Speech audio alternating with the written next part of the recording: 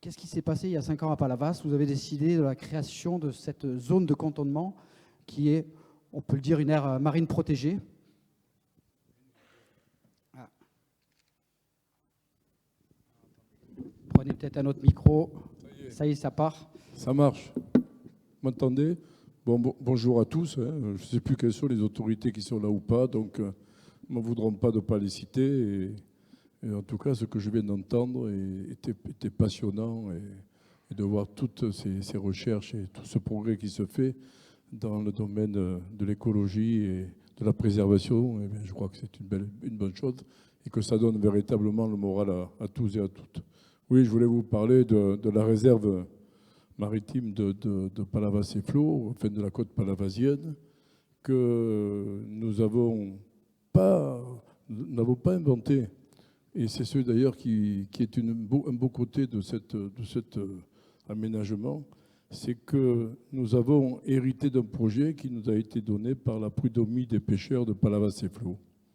Et c'est là que c'est très très rare, voilà, que des pêcheurs viennent vous trouver en vous disant, eh ben, écoutez, nous on a envie de faire une réserve, de la bâtir avec vous, et nous allons vous donner 100 hectares. En principe, quand vous dites de donner dans la mer 100 hectares, un endroit où on ne va plus pêcher, rien du tout, ça déclenche des colères, des discussions, des fâcheries et autres. Là, c'était les pêcheurs qui venaient nous trouver en nous disant, mais nous, on vous donne 100 hectares et essayez de faire quelque chose. Voilà. Et ça, c'est un point exceptionnel. C'est exceptionnel. Nous sommes alors en 2016. Et qu'est-ce qui motive les pêcheurs à vouloir ainsi... Ce qui les motive, c'est que les pêcheurs se rendent compte que notre mer est en train de se dépeupler, qu'il y a de moins en moins de poissons. Le poisson disparaît, vous l'avez vu d'ailleurs, le plancton est de moins bonne qualité, les sardines sont moins grosses, elles ne peuvent plus boucher le port de Marseille, et ainsi de suite. Donc on se retrouve devant un phénomène exceptionnel, je dois bien le dire.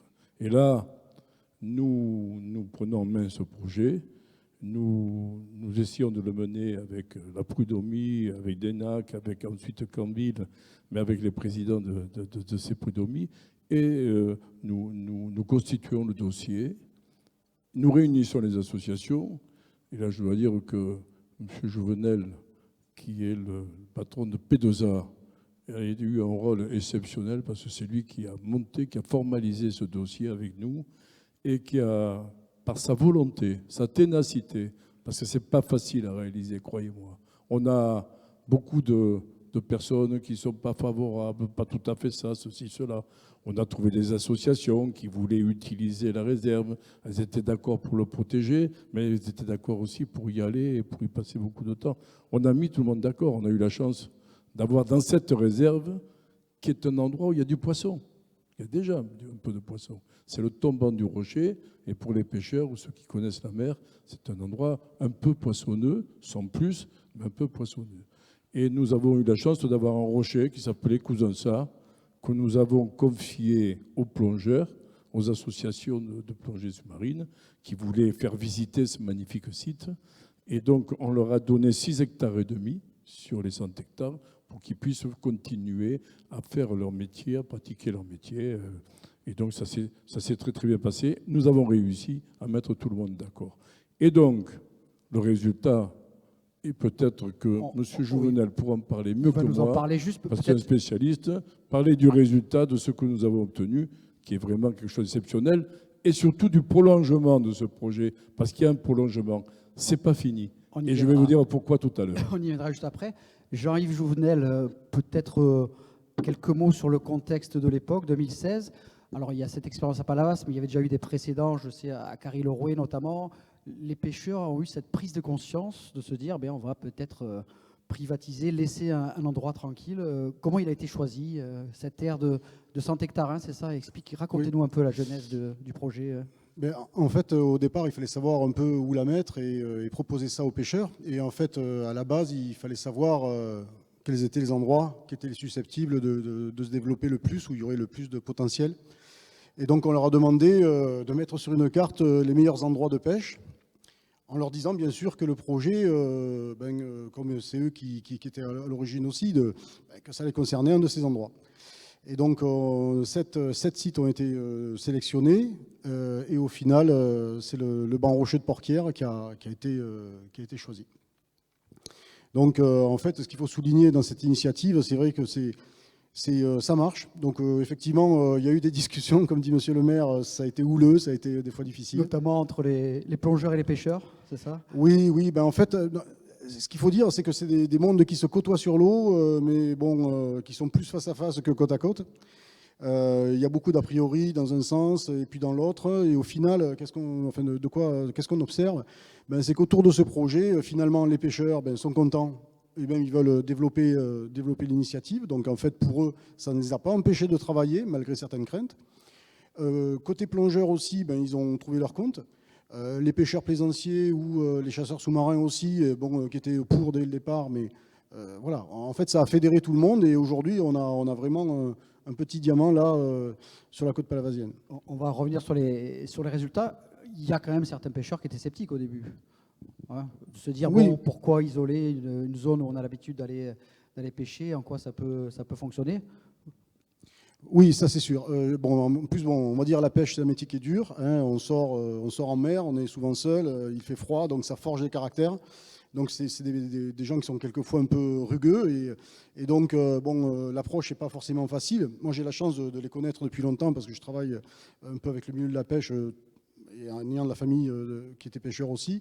Donc j'ai la chance un peu de les connaître et c'est ce qui m'a permis, donc quand on a fait l'initiative avec la ville de Palavas, là, de pouvoir si bien faire prendre la mayonnaise, comme on dit, ou l'aioli, hein, plutôt chez nous. Mais au final, oui, certains étaient franchement opposés et aujourd'hui, c'est peut-être ceux qui étaient le plus opposés qui sont le plus pour. Voilà.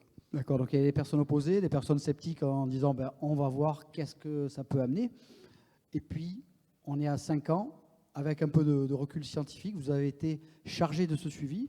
Dites-nous, qu'est-ce que vous avez constaté dans cette zone rocheuse où il y a du poisson déjà? Et on est sur quelle profondeur? Et racontez-nous un peu les résultats de ce qu'on y trouve. Au niveau du contexte, là, donc, en fait, il faut savoir qu'on n'a pas cantonné la réserve marine au seul rocher de Porquières et de Cousançat. On a un gros tiers de cette réserve qui concerne des fonds sablo-vaseux qui sont jugés pas forcément super intéressants, mais qui en fait apportent pas mal de choses à l'écosystème. Au niveau des indicateurs, nous on suit des indicateurs qui sont le nombre d'espèces, on va dire la proportion de poissons plus gros à l'intérieur et à l'extérieur. Tous ces indicateurs-là sont des indicateurs classiques et tendent à montrer que ça monte en puissance. Donc on a quand même un peu plus de poissons. On a des espèces que nous on considérait rares en 2016, qui sont pourtant des espèces communes, mais que dans les comptages on voyait rarement. On les voit de plus en plus. On voit aussi des espèces telles que le danti, par exemple, qui apparaît dans les comptages et pas qu'un seul individu. Donc voilà. Donc en fait, ces indicateurs-là classiques de suivi des réserves marines en général sont tous au vert. En revanche, et c'est pour ça que quand on avait fait les discussions avec les professionnels de la pêche, moi j'insiste beaucoup sur les choses que l'on ne voit pas. Alors ça, c'est les choses que l'on voit en plongée. Les choses que l'on ne voit pas, qui sont éminemment importantes, ça va être effectivement la capacité des peuplements de poissons à pouvoir se reproduire dans un environnement où ils ne seront pas dérangés. Et ça, c'est énorme. En fait, il faut savoir qu'effectivement, la reproduction dans la pêche, c'est une manière aussi d'aller chercher le poisson. Et là, en fait, ils ont, entre parenthèses, un sanctuaire sur lequel la reproduction peut se faire de manière totalement naturelle. Et ça permet aussi, donc mis à part le fait qu'il y ait des poissons plus gros, ça permet aussi d'avoir un brassage génétique et donc d'avoir moins de sélectivité par la prédation et donc d'avoir, on va dire, des juvéniles de meilleure qualité, on va dire. Voilà. Donc ça, c'est des choses que l'on ne voit pas, mais qui sont éminemment importantes à mon sens. Est-ce qu'on sait que si le poisson a compris qu'il y avait cette réserve et qu'il pouvait rester, est-ce qu'il y a des réflexes de certaines espèces de rester dans cette zone de cantonnement? Ça existe comme phénomène? Oui, ça a été montré déjà par Patrice Fancourt, par exemple, que certaines espèces qui effectivement ne sont pas forcément, en tout cas se sédentarisent plus longtemps. Par exemple, le danti, par exemple, c'est une espèce qui va voyager un peu. Quand elle trouve un endroit qui est tranquille, elle a tendance à y rester plus longtemps qu'ailleurs. Il ne faut pas se leurrer, effectivement, les poissons connaissent très très bien les limites. Bon, quand j'ai commencé mes études, j'avais fait donc, ce qu'on appelait je comptais le bord de la côte rocheuse entre le Cap Béar et Cap Perfit à Banyuls, hein, parce que je faisais ma thèse sur la réserve marine de Banyuls. Et alors c'était dingue parce que du Cap Béar, c'était en dehors de la réserve, on comptait des poissons et on franchissait l'espar de limite de la réserve. Et alors là, loup et dorade, voilà quoi. Enfin, c'est miraculeux quoi. Et alors, je crois que les pêcheurs aussi, on commence à y trouver leur compte avec cet effet de débord. Expliquez-nous un peu en quoi ça consiste et qu'est-ce qui se passe techniquement pour ces professionnels. Bien, en tous les cas, ce qu'on observe, c'est quand même qu'il y a des bateaux de pêche, hein, monsieur le maire, hein, qui s'installent dans le canal, des nouveaux bateaux. Donc déjà là, c'est un signe fort que la ressource en fait, se maintient, à défaut de continuer à décroître. Donc ça, c'est un bon signe. Et effectivement, s'ils sont pour développer l'initiative, donc je pense qu'il doit y en avoir peut-être dans la salle, en tout cas, monsieur le président du comité régional qui est là, et donc il connaît bien les prud'hommes de la zone, là, monsieur Canville. Et donc, ils sont vraiment pour l'initiative. Donc là, je pense que c'est gagné, quoi. Et même, ils viennent pêcher en bordure, c'est ça, de zones où c'est autorisé et il y a des résultats? Alors, effectivement, ça, c'est la chose qui est un peu plus difficile à appréhender. En tout cas, oui, ils viennent en bordure parce que c'est intéressant pour eux, parce qu'il y a un effet débordement, quoi, hein. Mais comme je le disais, c'est pas cet effet-là qui est le plus flagrant. Je pense qu'en fait, c'est dans l'approvisionnement en juvéniles, en larves de poissons. Ça c'est le vrai enjeu, ça. Monsieur Jean-Jean, c'est un grand succès, mais il faut quand même surveiller cette zone, hein. Comment vous y prenez pour veiller à ce que les gens ne puissent seulement passer sur la zone? Il est interdit d'y stationner, il est interdit bien sûr d'y pêcher et de faire toute autre activité, si ce n'est dans cette micro-zone réservée au club de plongée, hein. Mais je crois que vous avez veillé au grain pour que... On veille au grain et on a déjà attrapé quelques bateaux. Et je dois dire qu'on a installé une caméra longue portée, qui est une caméra qui porte à 2 km large. Et nous sommes en train d'installer des radars qui vont prendre les bateaux qui stationnent trop longuement, trop longtemps et qui restent trop immobiles dans ce secteur. Voilà. Donc je pense qu'il faut la protéger et autres. Mais je veux dire que dans ce prolongement de la réserve, nous souhaiterions la chose suivante, c'est que, ayant un dossier complet sur cette réserve, nous souhaiterions que les villes, les stations balnéaires qui sont sur la baie des Gomortes, et même au-delà, essaient de demander aussi de réaliser une réserve. Parce que s'il y avait 5 ou 6 réserves dans notre secteur, bien évident que ça se multiplierait. Il manque du poisson. Regardez la problématique avec les Anglais et ainsi de suite. Nous manquerons de poissons. Et donc, il faut préserver ce poisson. Il faut surtout lui permettre de se reproduire. Quand un poisson pond des œufs, il y a à peu près 10% de ces œufs qui portent leurs fruits, hein. Il faut le savoir, sans compter tous ceux qui sont mangés, ainsi de suite. Donc, il y a un travail à faire là-dedans qui est un travail remarquable de préservation. Préservation de notre faune. Et la Méditerranée, c'est aussi sur le plan économique. C'est important pour nos pêcheurs, pour nos petits métiers, pour les grands métiers aussi qui doivent trouver de matière. Et puis ensuite, c'est aussi intéressant pour le tourisme, parce qu'on est dans un pays touristique, mais il faut savoir que beaucoup de personnes viennent dans nos ports avec des cannes à pêche pour essayer de pêcher. Et donc à tout cela, il faut faire face. Et moi, je souhaite de voir mes collègues, de les rencontrer, de leur passer gratuitement, bien entendu, le dossier est prêt. On leur passera un dossier, et comme ça, qu'ils fassent des réserves. Voilà. Et je le répète encore, je tire mon chapeau, franchement, quand ce sont des pêcheurs qui viennent vous dire il faut faire une réserve dans un endroit où ils calaient du filet, où ils ramassaient du poisson, je crois que c'est exceptionnel et je leur rends hommage, bien entendu. Les pêcheurs. Après, une des questions qui se posent, c'est sur la prolongation de l'expérience et peut-être l'élargissement. 100 hectares, ça paraît beaucoup, mais c'est finalement peu sur l'étendue de la mer. C'en est où? Je crois qu'il a été question d'envisager un doublement peut-être. Les mêmes pêcheurs qui nous avaient proposé 100 hectares nous demandent maintenant de passer à 200 hectares. Voilà. Donc on verra la direction des pêches et autres pour essayer de faire avancer ce projet. C'est vraiment exceptionnel. Ça prouve un changement des mentalités. Si vous aviez proposé ça 10 ans en arrière, on n'aurait jamais abouti. On aurait même été traité de fou. C'est donc quelque chose d'extraordinaire. on change de mentalité, le pays, la France change de mentalité, et donc par conséquent, on va dans la bonne direction.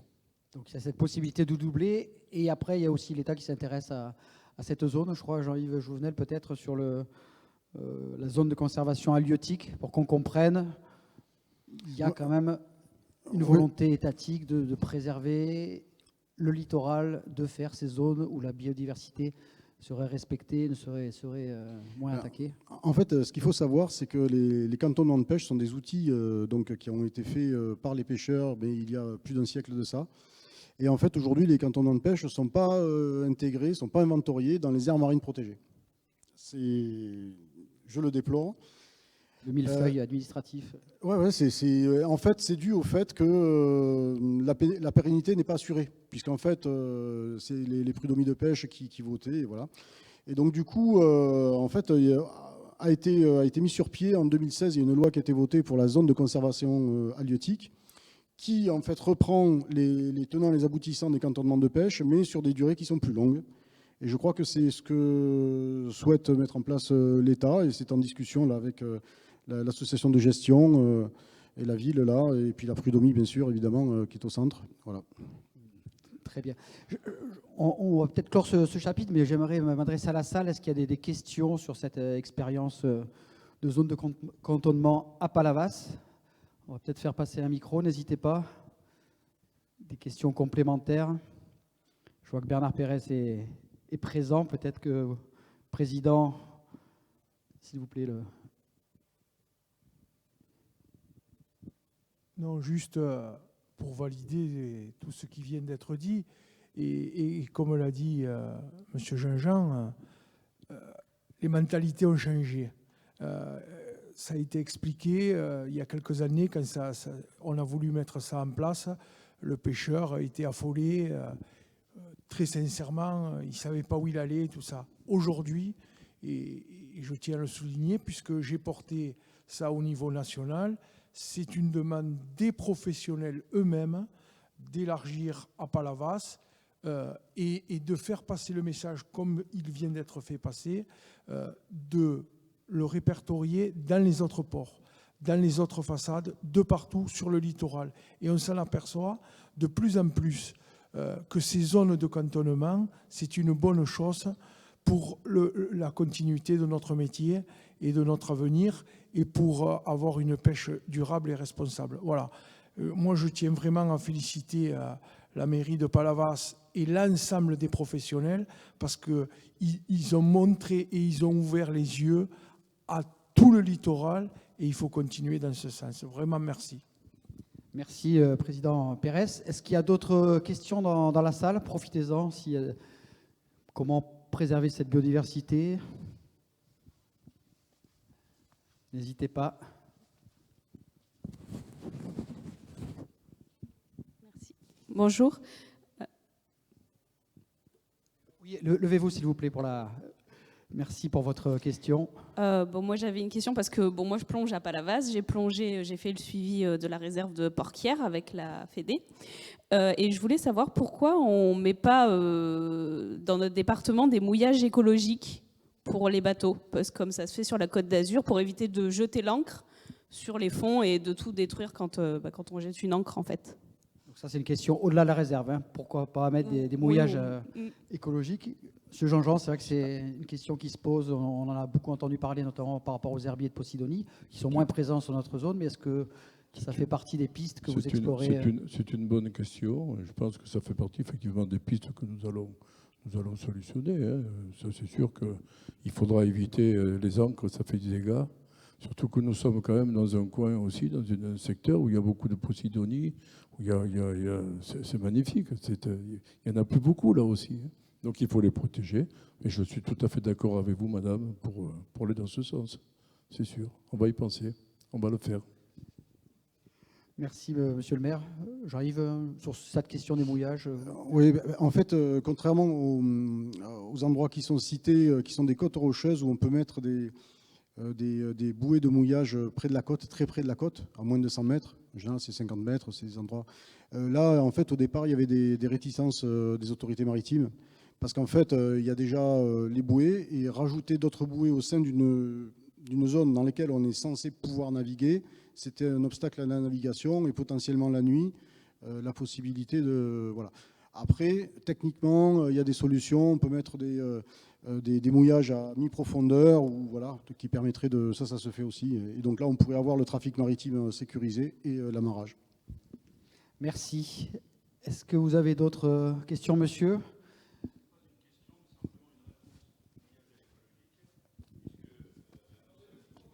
Attendez 2 secondes que tout le monde puisse vous entendre. On vous amène un micro. Patientez.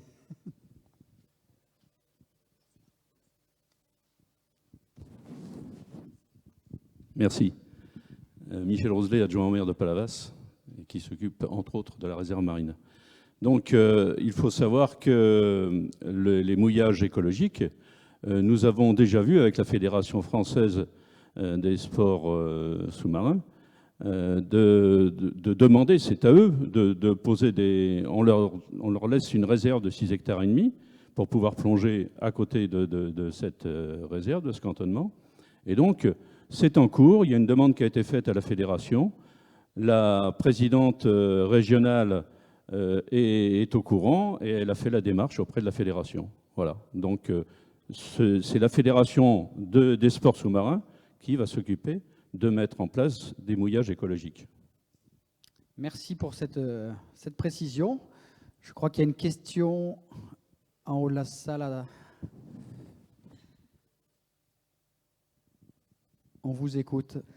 Bonjour, donc c'était pour savoir quels sont les moyens qui sont mis en œuvre pour quantifier les effets du débordement ou du spillover de la réserve.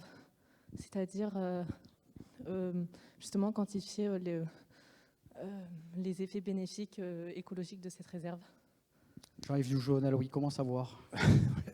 On aime tous savoir. Oui, non, on aimerait bien savoir. Il faut savoir que justement, ce type de programme, c'est vraiment de la recherche scientifique. Ça a déjà été réalisé, il s'appelait Biomex, ça fait une dizaine d'années. Donc il y a des choses qui ont été faites aussi au Portugal et en Espagne. Là, dans le cadre d'un suivi, il faut savoir que ça coûte relativement cher déjà de base, et donc il n'y avait pas, comment dirais-je, les budgets pour l'appréhender. On peut quand même en avoir une petite idée, effectivement, au travers du ressenti de la pêche, et on fait des enquêtes pour ça. Donc ça, c'était prévu dans le suivi, de faire des enquêtes pêche, et donc on les réalise, et puis bon, voilà, on a des résultats positifs.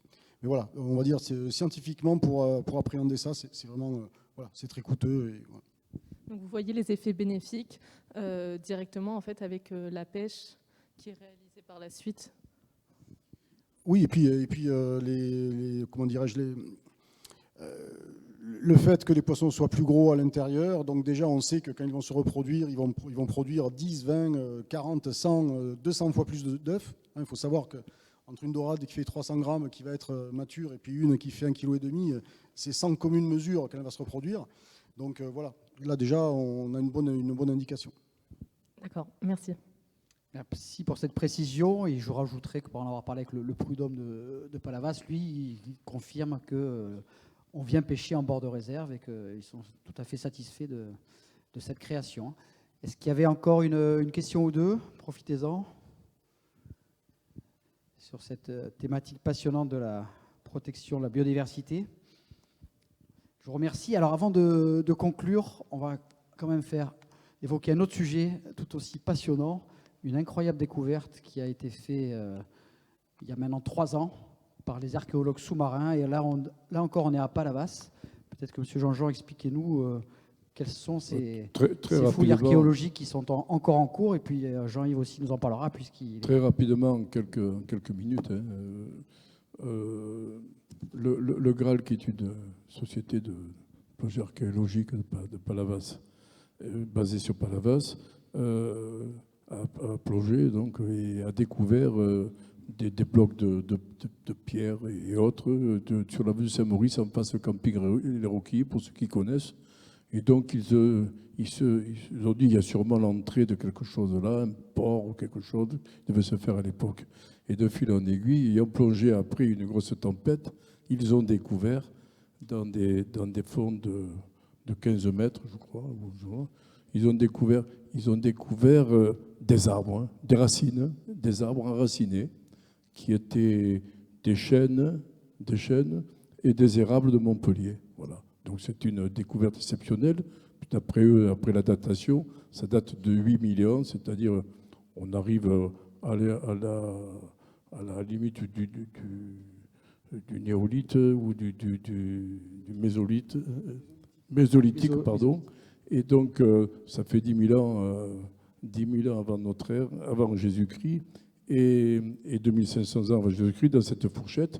Et donc on s'aperçoit qu'à cet endroit-là, il y a une forêt qui était sûrement liée avec la forêt de la Madeleine, était quelque chose de véritablement fabuleux, puisque ça prouve qu'à cet endroit-là, qui est quand même très, très éloigné de la côte, qu'à cet endroit-là, il y a 8000 ans, puisque on a daté de 8000 ans, il y avait de la terre, du sable et des rochers, et que ce n'était pas recouvert par les eaux. Donc c'est quelque chose qui déjà permet de calculer combien il faudrait, je dis bien, je suis prudent, de temps pour que la mer avance d'une telle vitesse actuellement.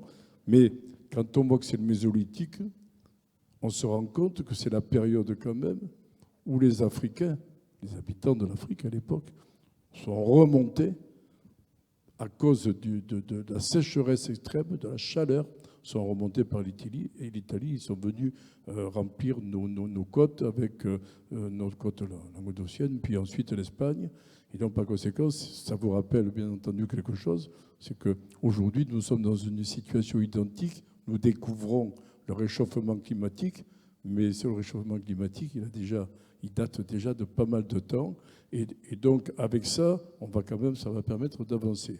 La deuxième chose, c'est que c'est certainement l'endroit, un des plus vieux endroits où la plage, le bord de plage a été habité, puisqu'il y a eu cette population s'est installée.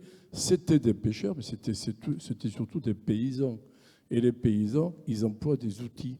On passe de l'âge de pierre à l'âge de fer, on emploie des outils. Et par conséquent, si on arrive à trouver les outils au même endroit, pourquoi pas, puisque c'est un endroit qui fait à peu près 500 mètres carrés, donc on doit arriver à découvrir quelque chose, à trouver quelque chose, si on arrive à découvrir. Donc on a le village, les cahutes les plus anciennes de notre région qui sont là, bien avant Agde, bien avant Bias, puisque c'est des endroits qui ont été fréquentés, bien entendu, et construits à cette époque-là.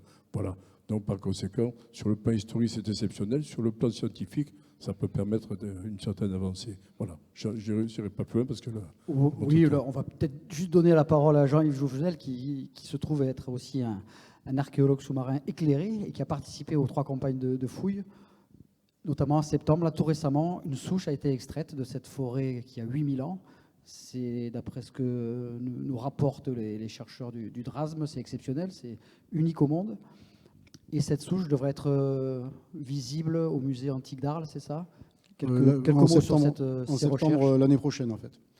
Mais justement, unique non, puisqu'il y a quand même 2 autres forêts, une qui est dans le golfe du Mexique, en Alabama, et une autre qui est entre le Danemark et le Royaume-Uni, le Doggerland. Mais là, effectivement, c'est le 3e site de forêt immergée, assez exceptionnel de par son état de conservation. Et effectivement, le DRASM, on a demandé au DRASM, en fait, le ministère, d'extraire une de ces souches pour complètement la restaurer et l'exposer au musée d'Arles pendant 1 an. Donc là, elle va avoir déjà 1 an de restauration. C'est une opération très délicate parce qu'effectivement, le bois, tout en étant identique presque à ce qu'il était il y a 8000 ans, il est quand même relativement fragile. Et donc, voilà, c'est ce qui a fait l'objectif de cette 3e campagne. Oui. Avec, comme le disait M. le maire, la découverte ou pas d'objets qui témoigneraient de la présence... Alors ça, c'est effectivement activement recherché. Donc ce serait le Graal, pour le Graal de le trouver. Il faut dire que c'est assez exceptionnel. Enfin, il faut imaginer quand même qu'il y a 10 000 ans de ça. Là, le palais des congrès n'existe pas. Là, il y a 10-15 mètres de sable, tout ça on l'enlève, et on est sur la terre originelle, comme les massifs derrière de la Gardiole, avec, comme l'évoquait monsieur le maire, une végétation et des animaux et des habitants. Et donc la mer est venue, elle a tout recouvert, elle a installé un cordon lido, un lido de sableux, Et donc, en fait, il faut voir que cet endroit-là de la forêt, c'est un point exceptionnel parce que c'est l'ancienne surface qui émerge et dans un océan de sédiments qui ont été apportés par le Rhône et puis les lagunes. Donc, en fait, on a eu une chance immense de trouver ça. Super. Je vous remercie. Est-ce que, monsieur le maire, le mot de la fin? Continuons. Continuons à protéger et à chercher, à expliquer à travers aussi l'histoire notre riche actualité et notre beau littoral. S'il n'y a plus de questions, je vous remercie toutes et tous et je vous donne rendez-vous en tout début d'après-midi. D'abord pour un mot de l'ambassadeur des pôles, Olivier Poivre d'Arvor, et ensuite une passionnante conférence de Laurent Balesta qui reviendra sur sa expédition Gambessa 5, quand il a été défié un peu les lois de la saturation, qu'il a passé 28 jours dans cette petite unité avec 3 autres plongeurs pour aller explorer la Méditerranée entre Marseille et Monaco. Je vous dis à tout à l'heure et je vous remercie.